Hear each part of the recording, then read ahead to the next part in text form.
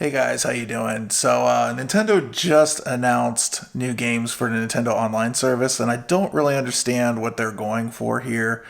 They're strange games once again. Like they're not bad games, but they're kind of like mediocre, middle of the road picks again. And I'm just wondering, like, is maybe something like the Nintendo Online service and some of these arcade games selling on a Nintendo Switch's eShop, essentially like validating that some of these retro games are worth something? Are developers that own these rights to these games like asking for too much that Nintendo's not willing to pay?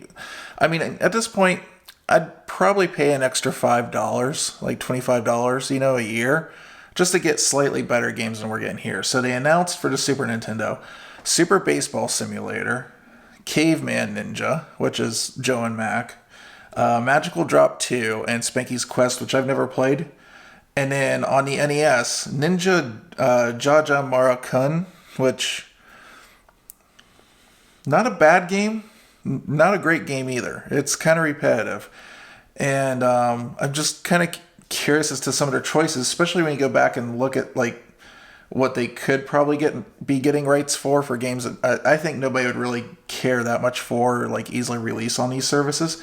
So I'm not asking for anything like crazy like Teenage Mutant Ninja Turtles or Batman. I understand the rights to those is probably going to be pretty difficult to get.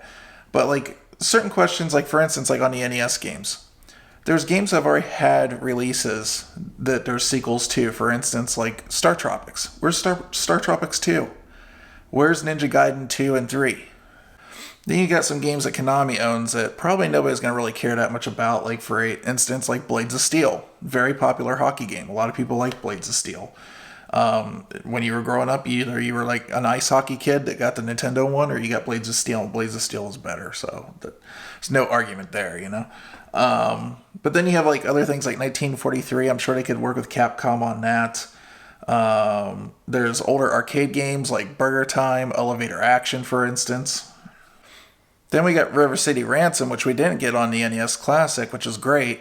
But then we have like the Kuni Kun games, which is like, it's a series that Retro City Rampage belongs to. So like all those games all together, there's like different ones like Super Dodgeball and stuff that's like all supposed to be part of the same universe. There's been a couple that have only been Japan releases that don't really need to be translated, would still be fun. There's like one where you're running like a race through the city with like 3 other teammates, or I should say 3 other competitors. Very short game, but very fun. Would like to see that. Then you got some expensive games, which I think they could probably get the rights to, like Bucky O'Hare. Like that game runs for a pretty penny today, and then Gargoyles Quest 2 is insanely expensive on this system. And then who knows, maybe even something like Little Samson could be put on the service.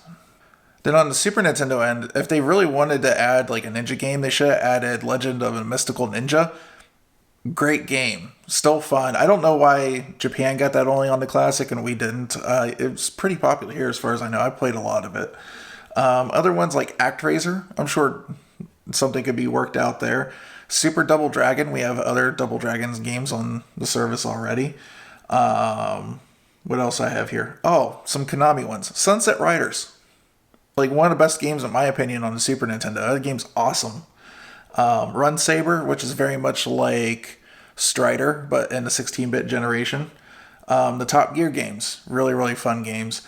And then you have, again, some expensive games that it probably won't be too hard to get the rights for, but the game's like stupid expensive. There's one called Hagani, which is like a ninja game. It's the closest thing we have to Shinobi 3 on the Nintendo, and you really couldn't find it anywhere. There was like this myth that it was only like rentable in Blockbuster, or you could only buy it in Blockbuster.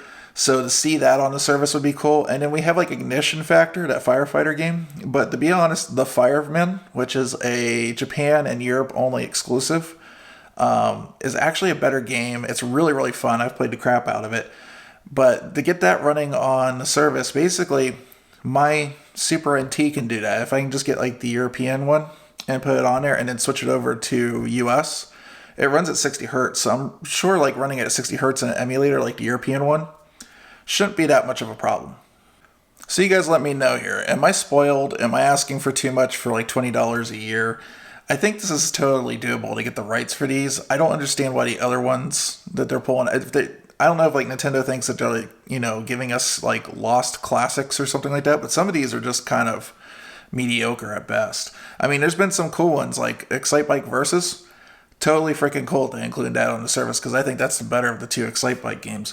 But for the most part, I would like to see some of the other classics that seem like they're not tied up as much as like some of the other games that have like, you know, movie rights or something like that tied into it. I would really like to see those come over. But maybe it's also because some of these companies are just planning to release them standalone anyways. So who knows? I know that's been a big trend lately. So you guys let me know what you think down below. I'm kind of curious. Am I off base here? Am I asking for too much? I don't know. I mean, we have gotten some pretty cool stuff so far. So anyways, like this video, thumbs up, hit the comments down below. And I'll see you guys in the next one.